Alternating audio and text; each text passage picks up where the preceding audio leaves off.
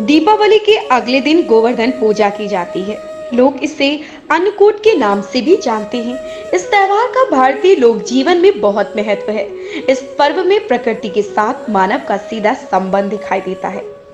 इस पर्व की अपनी मान्यता और लोक कथा है। गोवर्धन पूजा में गोधन अर्थात गायों की पूजा की जाती है।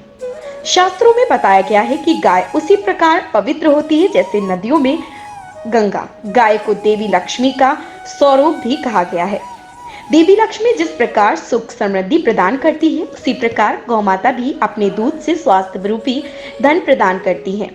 इनका बछड़ा खेतों में अनाज उगाता है। ऐसे में गौ संपूर्ण मानव जाति के लिए पूजनीय और आदरणीय है। गौ के प्रति श्रद्धा प्रकट करने के लिए ही कार्तिक शुक्ल पक्ष प्रतिपदा के दिन गोवर्धन की पूजा की जाती है और इसके प्रतीक के रूप में गाय की है। गोवर्धन की पूजा की झलक। जब कृष्ण ने ब्रजवासियों को मूसलाधार वर्षा से बचाने के लिए 7 दिन तक गोवर्धन पर्वत को अपनी सबसे छोटी उंगली पर उठाकर रखा और गोपिकाएं उसकी छाया में सुखपूर्वक रहे। 7वें दिन भगवान ने गोवर्धन को नीचे रखा और प्रतिवर्ष गोवर्धन पूजा करके अन्नकूट उत्सव मनाने की आज्ञा दी। तभी से यह उत्सव अन्नकूट के नाम से मनाया जाने लगा। गोवर्धन पूजा के संबंध में एक लोक गाथा प्रचलित है। कथा यह है कि देवराज इंद्र को अभिमान हो गया। इंद्र का अभिमान चोर करने हेतु भगवान श्री कृष्ण, जो स्वयं लीलाधारी श्री हरि विष्णु के अवतार हैं, ने एक लीला रची। प्रभु ने इस लीला में यूं कहा कि एक दिन उन्होंने देखा कि सभी ब्रजवासी उत्तम पकवान बना रहे हैं और किसी पूजा की तैयारी में जुटे हैं। श्री कृष्ण ने बड़े भोलेपन से मैया यशोदा से प्रश्न किया, मैया ये आप लोग किन की पूजा की तैयारी कर रहे हैं? कृष्ण की बातें सुनकर मैया बोली, लल्ला हम देवराज इंद्र की पूजा करने के लिए अन्नकूट की तैयारी कर रहे हैं। मैया के ऐसा कहने पर श्री कृष्ण बोले, मैया हम इंद्र की पूजा क्यों करते हैं? मैया ने कहा, वह वर्षा करते हैं जिससे अन्न की उपज होती है, उनसे हमारी गायों को चारा मिलता है। भगवान श्री कृष्ण बोले, हमें तो गोवर्धन पर्वत की पूजा करनी चाहिए क्योंकि हमारी गायें वहीं चरती हैं। इस दृष्टि से गोवर्धन पर्वत की पूजनीय है और इंद्र तो कभी दर्शन भी नहीं देते, वह पूजा न करने पर क्रोधित भी होते हैं। अतः ऐसे अहंकारी की पूजा नहीं करनी चाहिए।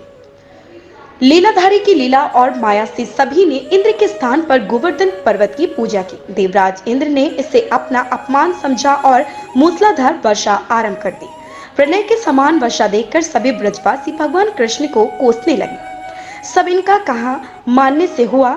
तब मुरलीधर ने मुरली कमर में डाली और अपनी कनिष्ठा उंगली पर पूरा गोवर्धन पर्वत उठा लिया और सभी ब्रजवासियों को उसमें अपनी गाय और बछड़े समेत शरण लेने के लिए बुलाया। इंद्र कृष्ण की यह लीला देखकर और क्रोधित हुए, फलता वर्षा और तेज हो गई। इंद्र का मान मर्दन के लिए तब श्री कृष्ण ने सुदर्शन चक्र से कहा कि आप पर्वत के ऊपर रहकर वर्षा की गति को नियंत्रित करें और शेषनाग से कहा आप मेड़ बनाकर पानी को पर्वत की ओर आने से रोकें। इंद्र निरंतर 7 दिन तक मूसलाधार वर्षा करते रहे। तब उन्हें लगा कि उनका सामना करने वाला कोई आम मनुष्य नहीं हो सकता। अतः वे ब्रह्मा जी के पास पहुंचे और सब वृतांत कह सुनाया। ब्रह्मा जी ने इंद्र से कहा कि आप जिस कृष्ण की बात कर रहे हैं वह भगवान विष्णु के साक्षात अंश हैं और पूर्ण पुरुषोत्तम नारायण हैं। ब्रह्मा जी के यह सुनकर इंद्र अत्यंत लज्जित हुए और श्री कृष्ण से कहा कि प्रभु मैं आपको पहचान न सका, इसलिए अहंकारवश भूल कर बैठा। आप दयालु हैं और कृपालु भी, इसलिए मेरी भूल क्षमा करें। इसके पश्चात देवराज इंद्र ने मूसलाधार की पूजा कर उन्हें भोग लगाया। इस पौराणिक कथा के बाद से ही गोवर्धन पूजा की जाने लगी। ब्रजवासी इन दिन गोवर्धन पर्वत की पूजा करते हैं। गाय बैल पर इस दिन स्नान कराकर उन्हें रंग लगाया जाता है व उनके गले में नई रस्सी डाली जाती है। गाय और बैलों को गुड़ और चावल खिलाया जाता है। लेटेस्ट अपडेट पाने के लिए हमारे चैनल भारतवर्ष 17 को सब्सक्राइब करें, शेयर करें और बेल आइकन दबाना बिल्कुल ना भूलें।